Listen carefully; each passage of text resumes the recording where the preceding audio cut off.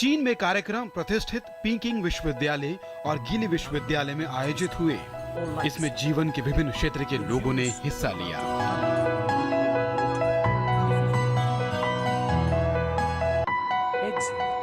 बांग्लादेश में भी इस अवसर पर योग के प्रति जागरूकता लाने के लिए कई कार्यक्रम आयोजित किए गए। श्रीलंका की राजधानी कोलंबो में भी योग कार्यक्रम का आयोजन किया गया।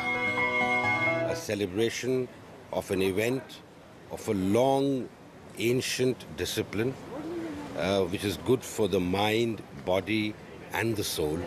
Something which the Honorable Prime Minister of India celebrates, and in his speech to the UN General Assembly he proposed that this discipline, which is a wellness for the wellness and well-being of humanity, be commemorated on the summer solstice, the 21st of June every year. The observance of a Yoga Day in Sri Lanka by the Indian High Commission, as per the resolution adopted at the UN General Assembly, is a welcome step.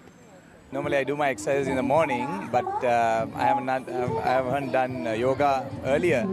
But breathing exercises and relaxing exercises normally I do. But yoga is another exercise that if you can start with that, you can reduce your tensions and problems that you have in your mind. More than 2,000 people have taken part in today's program. This is the first ever time in Sri Lanka but such a large gathering has come together. You can see children from different institutions. All the yoga institutions have come together. From morning 5 o'clock itself, you can see people coming up, children coming up, sitting their places in a complete disciplined way to practice the yoga. I practice yoga on a very regular basis, and my daughter has been practicing since she was 1.5. वहीं भूटान और नेपाल की राजधानी काठमांडू में भी योग के अंतर्राष्ट्रीय दिवस के मौके पर कई कार्यक्रम आयोजित किए गए। नेपाल में भारी वर्षा के बावजूद अंतर्राष्ट्रीय योग दिवस मनाया गया, जिसमें 800 से ज्यादा उत्साहियों ने योग सत्र में हिस्सा लिया। इसमें बॉलीवुड अभिनेत्री मनीषा कोइराला भी शामिल थी। कार्यक्रम का आयोजन भारतीय दूतावास की ओर से किया गया। इसमें नेपाल के उपराष्ट्रपति परमानंद झा भी मौजूद थे। दूतावास परिसर में आयोजित योग सत्र में 800 से ज्यादा लोगों ने हिस्सा लिया। मैं पूरे विश्व समुदाय का योगा दिवस को समर्थन करने के लिए हृदय से अभिनंदन करता हूं और मैं आपसे प्रार्थना करता हूं, ये प्रयास आपकी जिंदगी को तनाव मुक्त बनाए। वहीं पाकिस्तान में भी योग दिवस भारतीय उच्चायोग परिसर में मनाया गया, जहां आयोग के कर्मचारियों और देश में अन्य विदेशी राजनयिकों ने योग अभ्यास किया। हालांकि पाकिस्तान इस आयोजन में शामिल नहीं हुआ। बहरीन में भारतीय दूतावास ने योग कार्यक्रम का आयोजन किया, जिसमें बड़ी संख्या में लोगों ने हिस्सा लिया।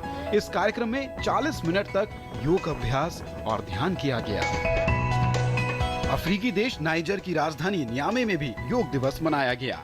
नियामे में भारतीय दूतावास में कार्यक्रम आयोजित किया गया, जिसमें 100 से ज्यादा लोगों ने हिस्सा लिया। कार्यक्रम में अमेरिका, यूरोपीय यूनियन, जर्मनी, तुर्की के राजदूतों के अलावा स्थानीय लोगों ने भी हिस्सा लिया। जॉर्डन में भी कुछ ऐसा ही नजारा देखने को मिला।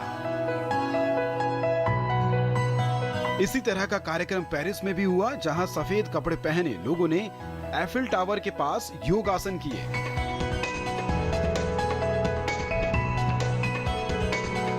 क्यूबा भी इस आयोजन में कहीं पीछे नहीं था। इसी समय क्यूबा योगा एसोसिएशन की 25वीं वर्षगांठ भी है।